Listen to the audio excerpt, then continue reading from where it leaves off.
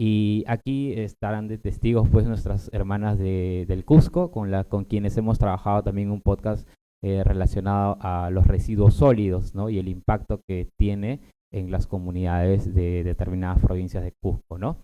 En este caso, el ejemplo está vinculado al cambio climático, ¿no? Porque es una forma de contar el problema. Y aquí está justamente esos testimonios que les comentaba yo cuando los pobladores nos decían que habían visto alterado el calendario de siembra y cosecha que tenían, que en un determinado lugar veían que el caudal había bajado el nivel del agua, y así determinados ejemplos que nos daban muestra latente de que el cambio climático ya está en las comunidades, ya las está afectando. Los invito a escuchar esto si es posible para luego poder charlar un poquito más en la tarde. Pero bueno, el podcast va básicamente de narrar una historia. El podcast intercultural que nos hemos propuesto trabajar va justamente de recoger las historias que existen desde las comunidades, y por eso el podcast es Voces Propias, historias desde las comunidades, porque recogemos sus historias y las contamos mediante sus voces, con las voces de la población, de los comuneros que están en la zona, ¿no? Y de esa manera, en este caso, contamos el problema del cambio climático, ¿no? Un problema que es global, pero que podemos abordarlo también con un enfoque intercultural, dándole voces a los propios protagonistas de este problema, ¿no? Y bien, esta ha sido mi primera presentación, así que nada, Mu- no sé si hay alguna pregunta o ahí Bueno, quedaría. muchas gracias, agradecemos, estamos contra el tiempo. Renzo va a regresar en la tarde y todos estos productos lo encontramos en la plataforma de Servindi y además su presentación también vamos a compartirlo. Entonces, agradecemos la presencia nuevamente de Gracias. Servindi, de Recip.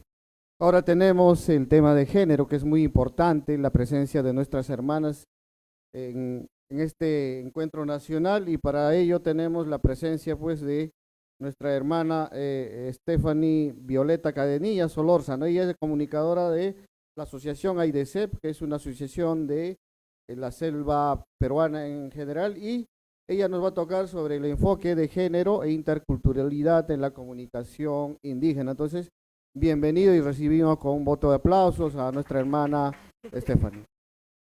Hola, bueno, primero que nada, muchas gracias a los organizadores de este encuentro por la invitación. Me siento honrada de formar parte de este espacio.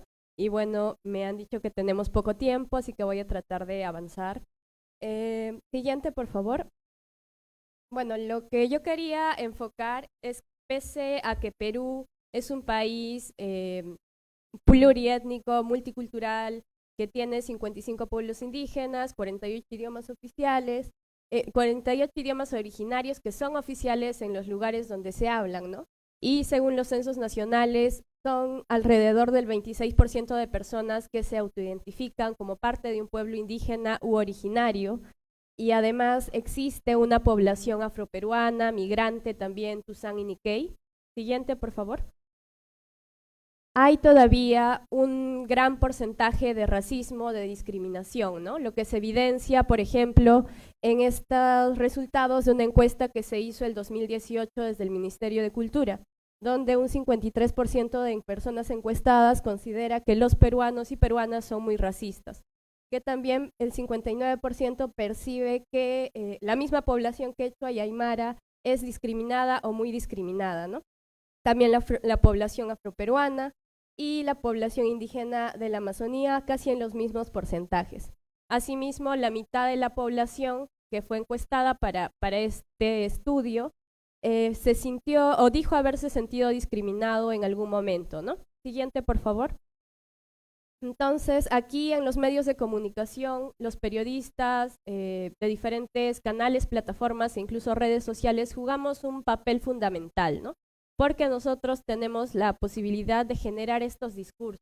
Y aquí podemos ver lo que está pasando ahora, ¿no? Se están generando estos discursos, estas imágenes, ¿no? El primero es Fernando Rospigliosi diciendo en julio que el movimiento indígena no existe.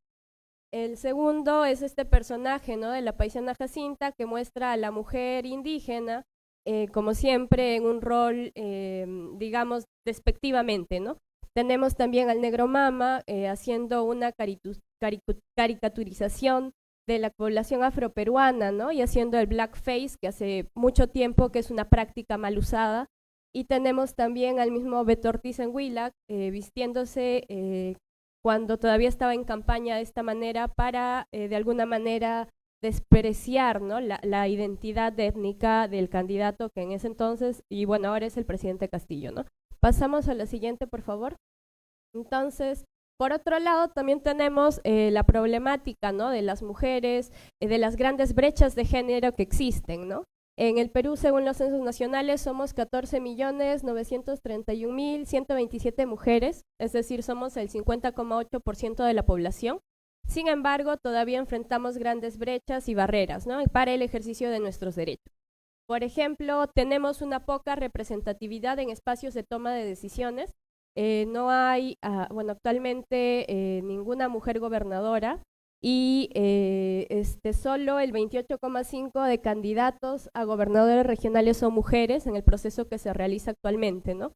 De igual manera, hay poco acceso a algunos derechos básicos, por ejemplo, son muy pocas las mujeres que en comunidades sobre todo pueden acceder a una educación superior o incluso secundaria, ¿no? ¿Por qué? Porque se nos asigna roles o sobrecarga laboral que digamos, está socialmente bien visto y ha sido normalizado, ¿no? Tenemos también la gran problemática que es el feminicidio y casos de violencia de género. Entre enero y hasta el mayo de este año se habían registrado 54 casos de feminicidio, ¿no? En el Perú. Y las víctimas estaban entre las edades de 18 y 59 años. Y también estas víctimas por lo general eran agredidas o vulneradas por propios miembros de sus propias comunidades, familias, etc. Pasamos a la siguiente, por favor. Entonces, frente a todo esto, ¿qué es lo que hacemos, ¿no? Como comunicadores? ¿Qué podemos hacer? Acá podemos ver, acá puse algunas imágenes igual tanto de redes sociales como de medios que evidencian también esta situación de vulneración de derechos de las mujeres, ¿no? Me acuerdo que la primera es de un caso en el que un juez dijo que porque usaba una ropa, digamos, una lencería, ya la juzgaban, ¿no? Y habían descartado todo el caso de violencia, de violación sexual. En la segunda imagen podemos ver que el 56% opina que las mujeres son representadas con una imagen negativa, ¿no? En la televisión y otros medios. Y tenemos también lo que ya mencioné de casos de violaciones sexuales y esto de las frases, ¿no? Se estereotipa que las mujeres solo porque ya, digamos, tienen una vida social o salen, ya pueden ser vulneradas, pueden ser violentadas, ¿no? Se tiene todavía esos discursos en los medios de comunicación. Pasamos al siguiente, por favor. Entonces, volvemos a la pregunta. ¿Qué hacemos desde nuestro rol como comunicadores y comunicadoras? Siguiente, por favor. Y tenemos justamente estos enfoques que es un poco lo que me invitaron a hablar. El primero es el enfoque intercultural. Y acá tenemos una definición, ¿no? Que se plantea que es la presencia e interacción equitativa, ¿no? Entre culturas, considerando todas las diferencias, toda esa diversidad muy rica y valiosa que tenemos en el país y que debe darse en un marco de diálogo, de respeto, ¿no? Y justamente está orientada a esta coexistencia y a este reconocimiento de que la diversidad hace más rico esta convivencia, ¿no? Esta generación de una sociedad que ahorita llamamos Perú, ¿no? Y también debe darse en base al respeto y que permita combatir justamente estos discursos discriminatorios que hemos visto que existen todavía en los medios de comunicación. Pasamos al siguiente, por favor.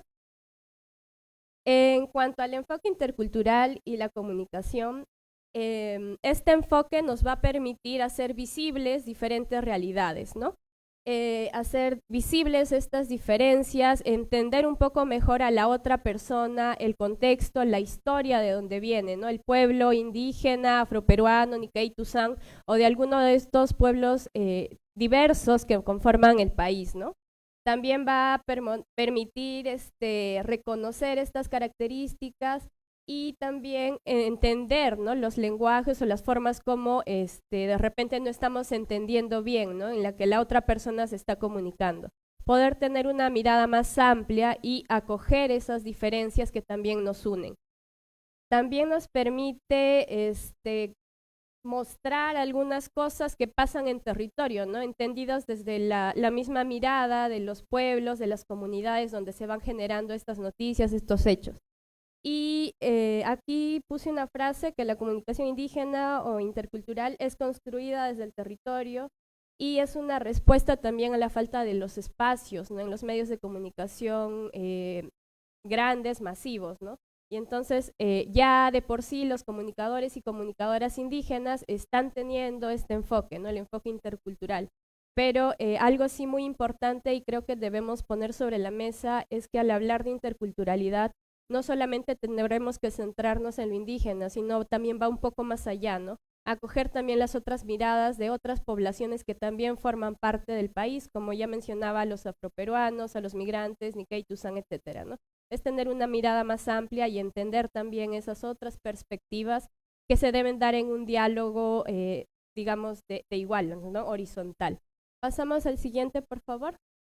Y por otro lado tenemos el enfoque de género que ha sido, digamos, muy estigmatizado últimamente por estos discursos que existen, ¿no?, estos poderes que de alguna manera estigmatizan la palabra género. Entonces tenemos esta definición de género que hace alusión a las diferencias que han sido construidas socialmente, ¿no?, entre varones y mujeres, al rol que nos asigna la sociedad cuando nacemos mujeres, nacemos varones o también parte de la comunidad LGTB, por ejemplo. Y este enfoque de género, aquí yo puse unas gafas porque muchas veces se dice, ¿no?, mirar con las gafas de género. Eso te va a permitir a ver justamente estas diferencias, ¿no?, que tenemos en los roles que nos son asignados por la sociedad. Por ejemplo, al ser mujeres se nos asigna el rol de madres, de cuidadoras, ¿no? Y tenemos que ver que al mover o al transmitir un mensaje tenemos que tener esa mirada, ¿no?, también de entender el contexto y que no todos los actores y actoras de la sociedad tienen o están en las mismas condiciones. El enfoque de género nos permite justo identificar, cuestionar y valorar esta discriminación, estas desigualdades y también la exclusión que muchas veces sufren las mujeres. También nos va a permitir cuestionar los estereotipos negativos que existen en los medios, mirar o analizar las situaciones para entender la vida tanto de los varones y las mujeres y estas diferencias que existen, y contribuir al reconocimiento también de la diversidad entre varones y mujeres, pero garantizando la igualdad en derechos, ¿no?, que finalmente los derechos humanos deben ser iguales para todas las personas. Pasamos al siguiente, por favor. Bueno, en cuanto al enfoque de género y comunicación, la primera idea que puse acá es que lo que no se nombra no existe. Es por eso muy importante que podamos también mencionarnos, ¿no?, a las mujeres, a las minorías, bueno, a la comunidad LGTB, etcétera, ¿no? Hacer visibles las brechas que existen, también para hacer visibles los procesos de las mujeres y otros grupos que ocurren en los territorios, ¿no?, y que están pasando actualmente. Y en casos de violencia de género, de feminicidios, este enfoque nos va a permitir no revictimizar a las víctimas, ¿no?, porque son procesos y momentos muy difíciles, y entonces también tenemos que tener cuidado con cómo se va a tratar esa información al momento de transmitir un mensaje. Algo muy importante que debemos tener en cuenta es que al hablar del enfoque de género hay que tener también una mirada interseccional, porque es muy diferente que una mujer de Lima, de clase alta, viva día a día a lo que va a vivir una mujer, ¿no?, de una comunidad en Cuninico, por ejemplo, ¿no? Las vivencias, las formas como ellas se enfrentan a la realidad van a ser muy diferentes. Entonces eso también es muy importante tenerlo en cuenta. Pasamos a la siguiente, por favor. Aquí puse algunas páginas de interés. El primero es el Observatorio de Medios, que me parece que ya lo han visto ayer, lo presentó Caldandra, pero siempre están poniendo, ¿no?, alertas cuando pasa alguna situación de discriminación y lo van alertando por ahí, ¿no?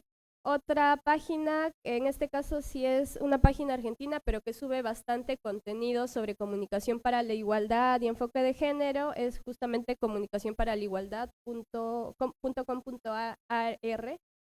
Pasamos a la siguiente.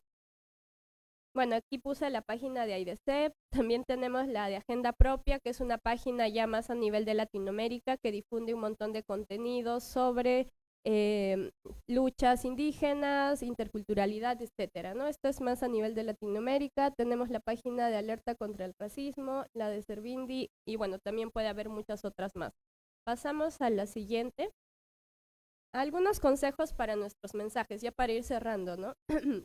Siempre tenemos que informar con respeto a las diferencias étnicas y culturales, evitar caer en estereotipos, ¿no?, racistas y de determinados grupos étnicos. Como hemos visto, normalmente en los medios de comunicación grandes, ¿no?, todavía se siguen dando estas prácticas que dicen, no, es por humor, pero en realidad eso esconde un discurso racista, ¿no? Tenemos que siempre tener cuidado con que el punto central, ¿no?, debe ser la dignidad humana, ¿no?, y el respeto de los derechos. Y también para escribir es importante que podamos mencionarnos, ¿no? Por ejemplo, mencionar a los chicos y las chicas, ¿no? Tratar de hacer eso, ¿no? Mujeres y hombres, para hacerlos visibles. Y también, si en caso ya fuera muy complejo, se puede cambiar un poco la forma como se va a construir el mensaje y de repente en vez de decir los trabajadores, decir el personal, ¿no?, que incluiría tanto a varones y mujeres, digamos. Y bueno, el lenguaje es una construcción social y en realidad responde al momento histórico, ¿no?, donde se está desarrollando. Eso quiere decir que va a estar en constante evolución y cambio. Vamos al siguiente, por favor. Tenemos también, y esto ya para ir cerrando, otros enfoques que tenemos que considerar, ¿no?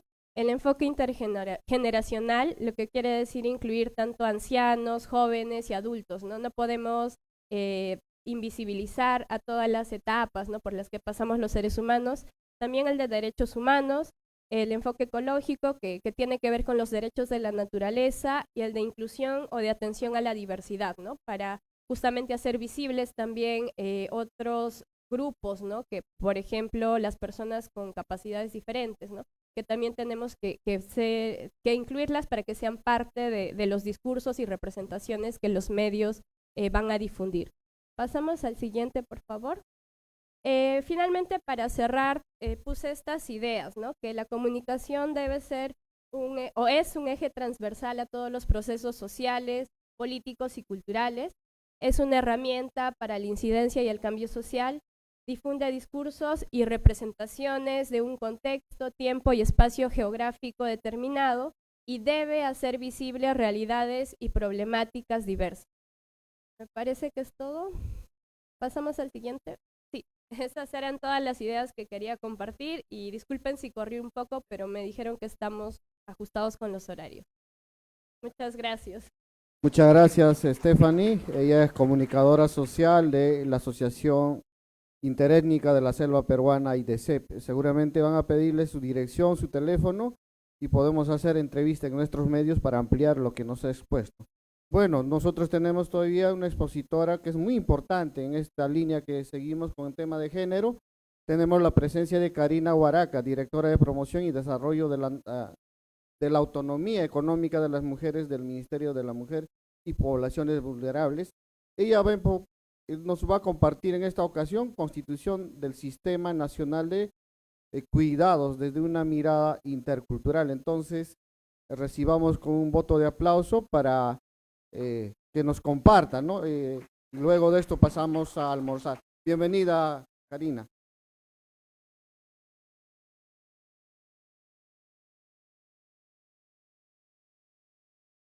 Bueno, muy buenas tardes con todos y todas. Y al igual que la compañera Stephanie, me han comentado que estamos un poco cortos de tiempo, entonces yo les voy a hacer una presentación bastante rápida. Les vengo a compartir una iniciativa que tenemos desde el Ministerio de la Mujer y Poblaciones Vulnerables. Esta es una iniciativa que presentamos como ejecutivo al Congreso. Es un proyecto de ley que se presentó el 27 de julio. Y este es un proyecto de ley que tiene por objetivo reconocer el cuidado como un derecho fundamental y crear el Sistema Nacional de Cuidados. Y ahora les voy a explicar un poquito de qué se trata esto, y tal vez podamos o puedan ustedes en colectivo identificar algunas formas de apoyo si están de acuerdo con que este proyecto de ley se apruebe, o de ponerle relevancia en las coberturas que ustedes hagan en sus comunidades, ¿no? Me parece que he enviado mi presentación medio tarde, que todavía no me la proyectan, pero vamos a avanzar. Cuando hablamos de los cuidados, tiene mucha relación con lo que Stephanie les comentaba, ¿no? Es una mirada a la sociedad con los lentes de género, y cuando uno usa esos lentes de género, entre otros enfoques, identifica que una de las principales situaciones que generan brechas al acceso de distintos derechos entre hombres y mujeres es el trabajo de cuidado y el trabajo doméstico que realizamos, ¿no? Y entonces yo les pregunto a todos y todas, ¿quiénes son las personas que principalmente cuidan a los hijos, hijas, a nuestros padres, a las personas que puedan tener alguna discapacidad, ¿no? ¿Quiénes son las personas que principalmente cuidan? Y estadísticamente, aunque podemos decir que felizmente ha ido disminuyendo esto, pero estadísticamente siguen siendo las mujeres quienes realizamos principalmente esta tarea de cuidados, ¿no? Al interior de nuestros hogares. ¿Y cuál es el impacto de esto? No sé si ustedes seguramente lo han podido identificar. ¿Cuál es el impacto de que seamos principalmente las mujeres quienes cuidemos? Porque además cuidamos en nuestros hogares de maneras no remuneradas, ¿no? ¿Cuál es el impacto? Que tenemos menos tiempo para estudiar, para trabajar, para hacer vida política, porque también tenemos derecho a ocupar cargos de decisión, y para descansar, que también es un derecho. Para el autocuidado, efectivamente, para el autocuidado, ¿no es cierto? Entonces, esa es una problemática, por supuesto, porque esta es una de las causas para que efectivamente muchas mujeres no puedan acceder a espacios laborales más permanentes, de jornadas completas. De hecho, hay estudios que hablan que la mayoría de mujeres están ocupadas en trabajos parciales, con horarios flexibles, que por lo tanto son más precarios, porque tienen que combinar este trabajo remunerado con las responsabilidades que tienen en las casas. Este es un problema que se ha identificado realmente hace mucho tiempo, y que felizmente en nuestro país se ha ido realizando algunas acciones todavía no tan articuladas, y precisamente para atender esta situación es que desde el Ministerio de la Mujer y Poblaciones Vulnerables impulsamos la formulación del proyecto de ley que reconoce el cuidado como un derecho fundamental y crea el Sistema Nacional de Cuidados. Este es un proyecto de ley que reconoce 3 dimensiones de este derecho. El derecho a cuidar, es decir, a que hombres y mujeres cuiden de forma corresponsable, de forma adecuada, pero a que también el Estado, como garante de este derecho, brinde facilidades para los cuidados, ¿no es cierto?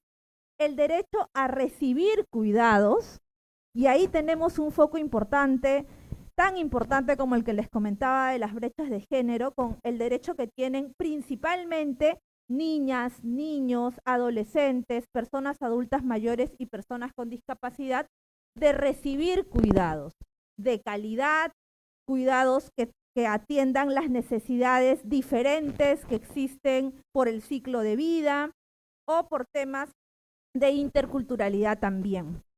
Y el derecho a lo que nuestra compañera decía, al autocuidado de las personas adultas mayores, o al autocuidado de las personas que son cuidadoras principales, ¿no? Entonces, finalmente, digamos, este proyecto de ley desarrolla una serie de aspectos generales relacionados a los derechos, las obligaciones, y hay un apartado en el que crea el Sistema Nacional de Cuidados, que estaría integrado, presidido por el Ministerio de la Mujer, pero integrado además por el Ministerio de Educación, el Ministerio de la Salud, el MIDIS y Educación. gobiernos regionales y locales. Y entonces, ¿qué es un sistema? Ustedes dirán, ¿cómo se come eso? ¿Qué es un sistema para este país? Nuestra regulación, pero yo ya no estoy siguiendo eso, no hay problema. Nuestra regulación recoge como un mecanismo para atender un mecanismo de política pública la creación de sistemas. Y los sistemas tienen que ver con articular los esfuerzos de acciones, pero también esfuerzos presupuestales que tengamos distintas instituciones, principalmente públicas, pero en este caso hemos insertado a las instituciones privadas también, para atender una problemática pública como es la de los cuidados. Para no echarme mucho tiempo, entonces, un poco el objetivo de esta presentación es que conozcan que existe este proyecto de ley. Es un proyecto de ley, como la mayoría de normas, bastante general, que sí incorpora el principio de interculturalidad, sí recoge temas o necesidades como el reconocimiento a que los cuidados no son homogéneos. Evidentemente, las formas de cuidado que se practican en Lima no es lo mismo de cómo cuidan en las comunidades de los Andes o de la Amazonía, y desde el sistema tenemos que pensar y repensar servicios de cuidado que atiendan estas necesidades y estas realidades diferentes. La norma lo señala, voy a ser muy honesta, lo señala de una forma general. El objetivo es que el reglamento podamos especificar el ajuste de servicios existentes dirigido a comunidades indígenas o la creación de nuevos servicios para que efectivamente podamos garantizar este derecho en todo el país. ¿Esto es algo que vamos a lograr de forma inmediata cuando se apruebe la ley?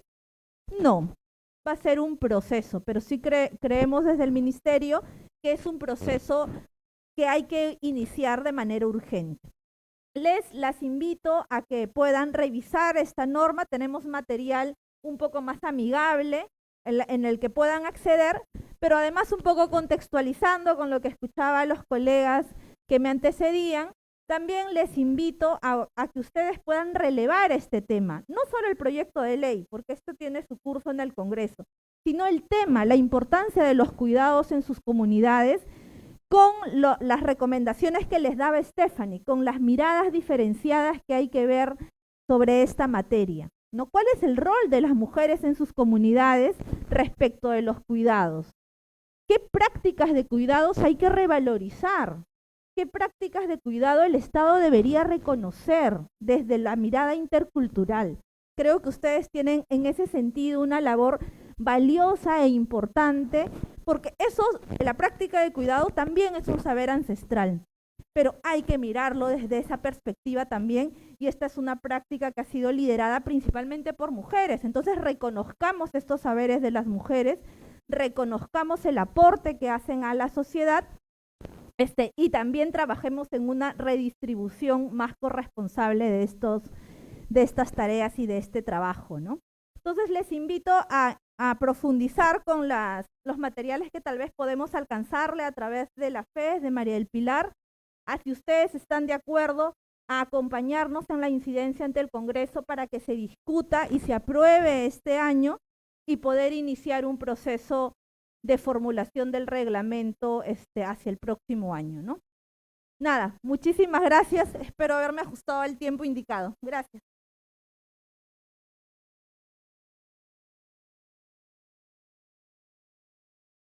Bien, agradecemos a Karina Huaraca, directora de Promoción y Desarrollo de la Autonomía Económica de las Mujeres del Ministerio de la Mujer y Poblaciones Vulnerables.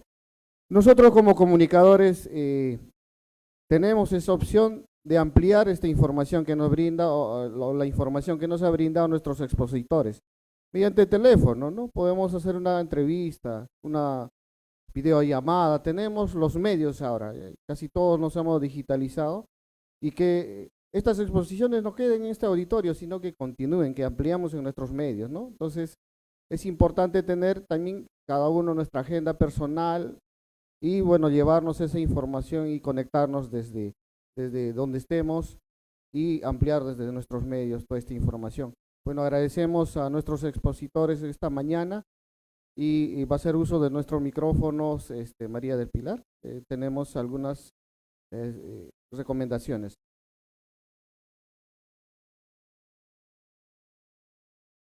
Comentó Karina, directora de Promoción y Desarrollo de Autonomía Económica de las Mujeres, es que van a empezar a desarrollarse una serie de encuentros descentralizados en diferentes regiones. Como sabemos, la red CIP tiene un potencial importante y una especificidad importante. Y es decir, que ustedes, comunicadores, comunicadoras, además de estar básica y potencialmente en las regiones, conocen los medios regionales y llegan a una población a la que muchas veces los medios comunes, no necesariamente los más escuchados por nuestros compañeros, hermanos y hermanas indígenas, representan. Entonces, sí queríamos hacerle un gran pedido de, en algún momento vamos a estar comentando el itinerario de los encuentros descentralizados para poder tomar contacto con ustedes y contar con su participación y con la cobertura de sus medios, porque el tema de cuidados es un tema, digamos, complicado, complejo de discutir, pero es importante precisamente para eso, para lo que ustedes van defendiendo, que es el derecho de las personas y de sus comunidades, de la vida que viven ustedes como comunidades. Así que solamente era pedir eso, Teo. Gracias por darme unos minutos. Bueno, muy importante. Sí, hay que masificar, pero desde nuestros medios comunitarios, alternativos, así como decían los hermanos de la Amazonía, en un momento, ¿no?, donde no tenemos los medios comunitarios, tenemos los altoparlantes, ¿no?, también que son otros medios alternativos. Y más ahora las redes sociales, es el contrapeso de estos grandes medios, ¿no?, de estos grandes poderes de la información. Es importante resaltar lo que ha dicho acá nuestra última expositora. Nosotros en algún proyecto hicimos una intervención desde el campo comunicacional sobre salud intercultural, ¿no?, la provincia de Churcampa, Huancavelica con Calandria. Por ejemplo, hablábamos del parto vertical, que es un parto tradicional, ancestral, que facilita el parto de las mujeres, ¿no?, andinas, ¿no?, imagino también amazónicas, ¿no? Entonces, este enfoque intercultural o salud intercultural, y hay mucho que aprender o reaprender de nuestras culturas originarias. Hermano Donofre, creo que es hasta acá. Tenemos algunas recomendaciones. Ya. Entonces tenemos la última ponencia. Perdón, de repente nos hemos un poquito pasado de tiempo y tenemos al Ministerio de Cultura y Dirección de Lenguas Originarias, ¿no? Las lenguas originarias en la comunicación intercultural en el marco del diseño internacional sobre las lenguas originarias. ¿Podría pasar, por favor? Y recibimos con un voto de aplauso, por favor. Siempre el Ministerio de Cultura está muy involucrado con nuestro trabajo que hacemos. Por favor, presente, no tengo su nombre, por favor, nos hace el favor. Muchas gracias.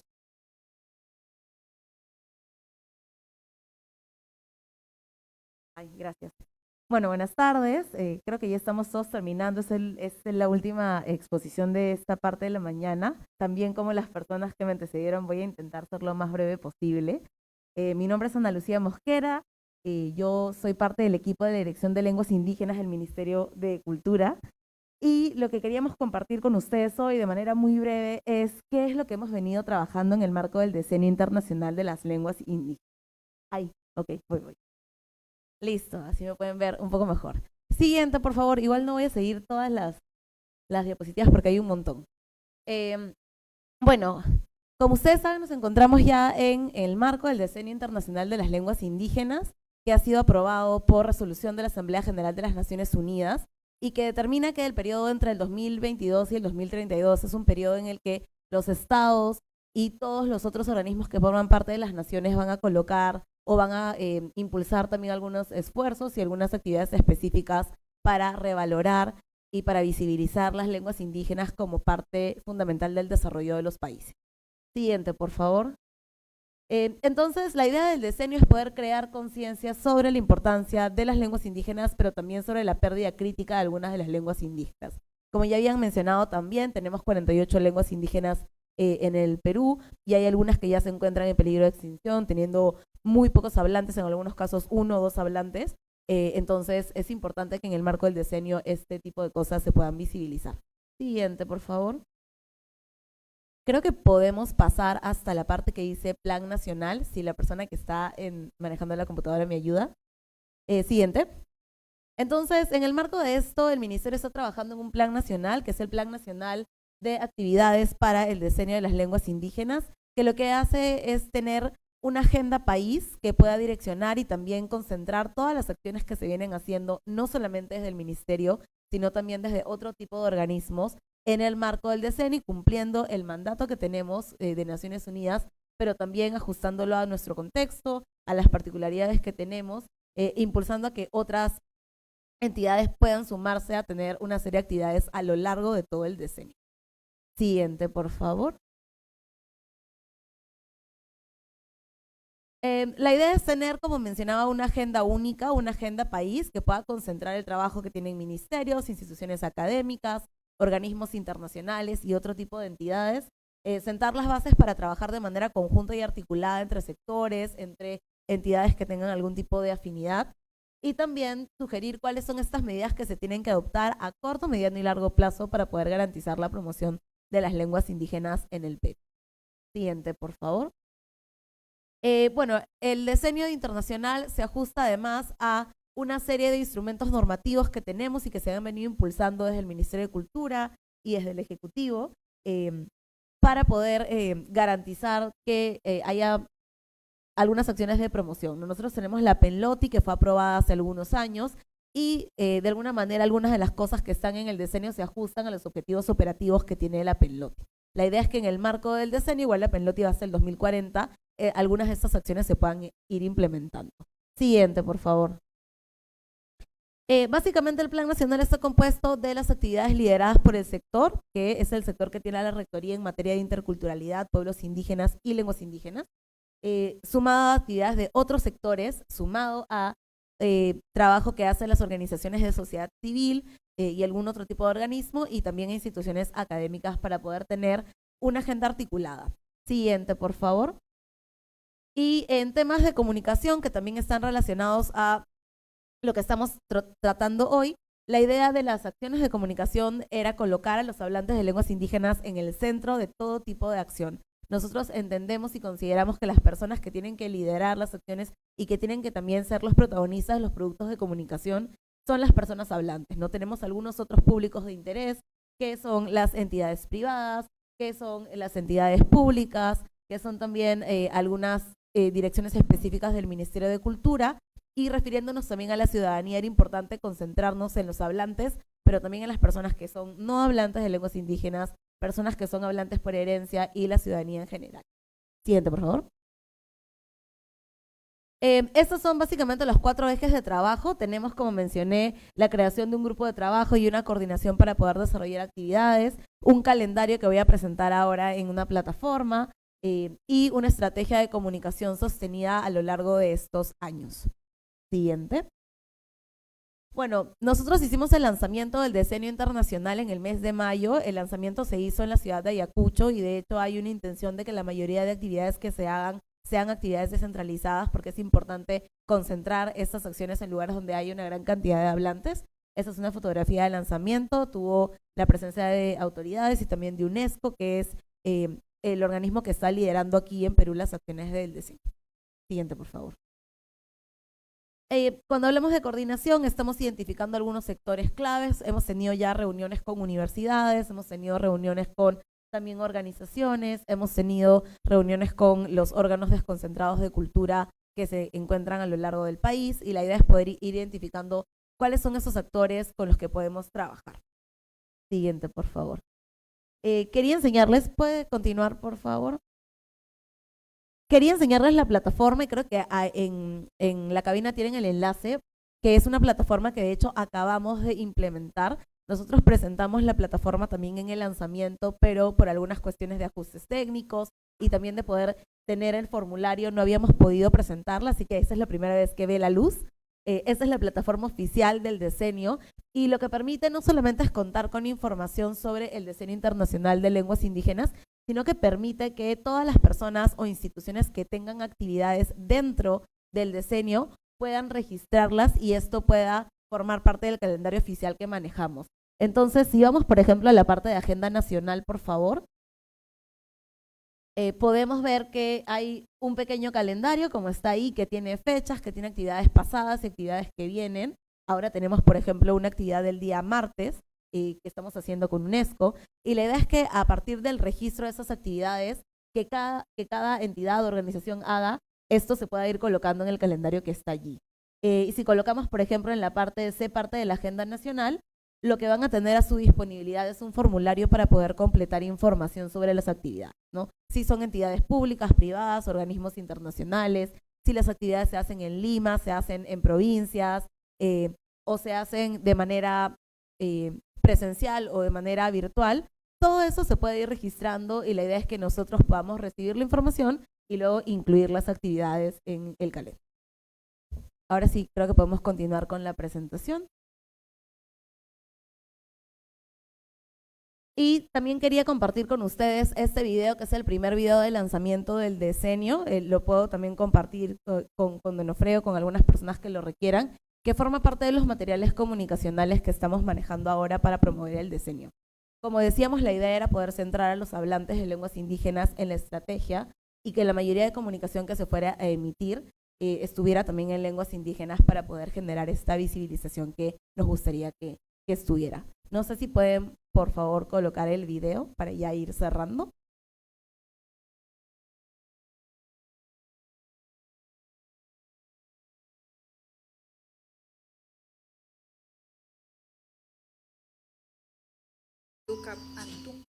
Y la iluminación también nos puede bajar.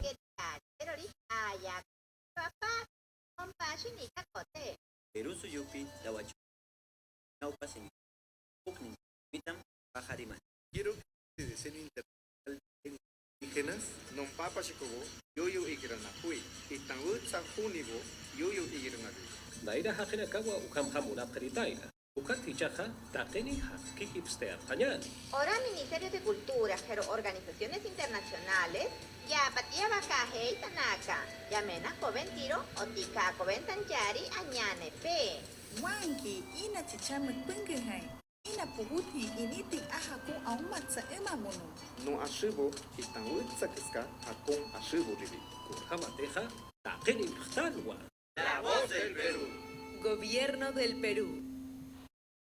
Bueno, ese es el video que acabamos de lanzar hace unos meses, es el video oficial de lanzamiento. La idea es que este video pueda seguir desarrollando otro tipo de materiales. Bueno, quería también compartirles el enlace de la plataforma. La plataforma del diseño es dili.cultura.p y la idea era, como decía, con este espacio breve que teníamos para compartirles lo que estamos desarrollando, que pudieran conocer que la plataforma ya está implementada, que se pueden registrar actividades y que podemos trabajar en poder construir una agenda mucho más consistente, mucho más completa con la participación de todos los actores para poder conmemorar el Decenio Internacional de Lenguas Indígenas. Gracias. Muchas gracias a nuestra hermana Ana Lucía Mosquera del Ministerio de Cultura, de la Dirección de Lenguas Indígenas. Siempre el Ministerio de Cultura nos acompañaba en Macro Norte y bueno, ahora acá en el centro, es un encuentro también nacional.